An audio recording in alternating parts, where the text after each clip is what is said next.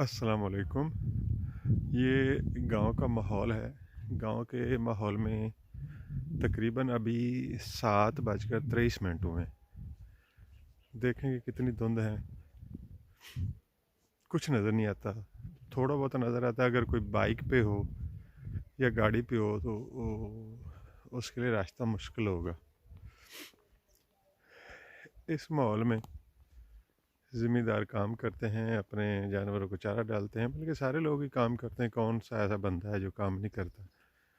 काम करेंगे तो पेट पलेगा, बच्चे खाना मांगेंगे, उनको खाना दिया जाएगा।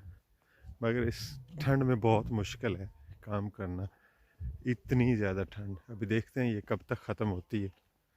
11 बजे 12 बजे, अल्लाह ही बेहतर जानता है।